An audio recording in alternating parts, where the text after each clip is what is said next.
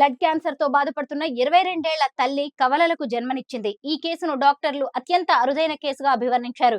ఇలాంటి అరుదైన ఘటన మధ్యప్రదేశ్ లోని ఇండోర్ లో వెలుగు చూసింది. ప్రభుత్వ సూపర్ స్పెషాలిటీ ఆసుపత్రి క్లినికల్ హెమటాలజీ విభాగంలో assistant professor Akshay Lahoti team ఆ మహిళకు డెలివరీ చేసింది. ఆ మహిళ చాలా కాలంగా మైలోయిడ్ లుకేమియా అనే ప్రాణాంతక బ్లడ్ క్యాన్సర్ తో బాధపడుతోందని, అటువంటి పరిస్థితుల్లో ఆమెకు సురక్షితంగా డెలివరీ చేయడం తమకు పెద్ద సవాల్గా మారిందని వివరించారు.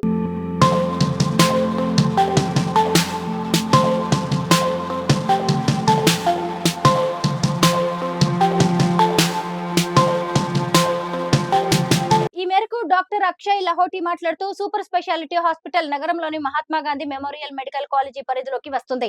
ఆ మహిళ గర్భం దాల్చిన తర్వాత ఈ హాస్పిటల్లో చేరినప్పుడు ఆమె శరీరంలో రక్త కణాల సంఖ్య సాధారణం కంటే చాలా రెట్లు ఎక్కువగా ఉందని చెప్పారు. దీంతో ఆమె గర్భవతి కావడంతో ఆమెకు సాధారణ క్యాన్సర్ మందులు, కీమోథెరపీని ఇవ్వలేకపోయామని చెప్పారు. కాబట్టి మన దేశంలోనే కాదు, విదేశాల్లో ఉన్న నిపుణులను సంప్రదించి ఆమె కడుపులో ఉన్న కవలలకు ఎటువంటి హాని జరగకుండా చూసేందుకు ప్రత్యేక మెడిసిన్ ఇవ్వడం ప్రారంభించామని చెప్పారు.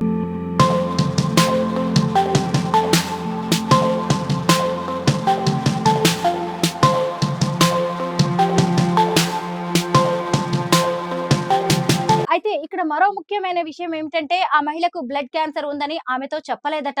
ఎందుకంటే గర్భధారణ సమయంలో ఆమె మానసికంగా ధైర్యాన్ని కోల్పోయే ప్రమాదం ఉందని భావించి ఆమెకు జాగ్రత్తగా ట్రీట్మెంట్ అందించామని చెప్పారు. చివరకు ఆ మహిళ నార్మల్ డెలివరీ ద్వారా కవలలకు జన్మనిచ్చింది. ఒకే కాన్పులో ఒక ఆడపిల్ల, ఒక మగ బిడ్డ పుట్టారు.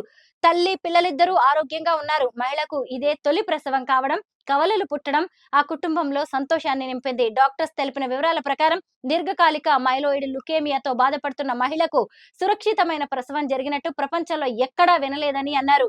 వైద్య చరిత్రలో ఇదో అరుదైన చారిత్రక ఘట్టంగా వైద్యులు వెల్లడించారు.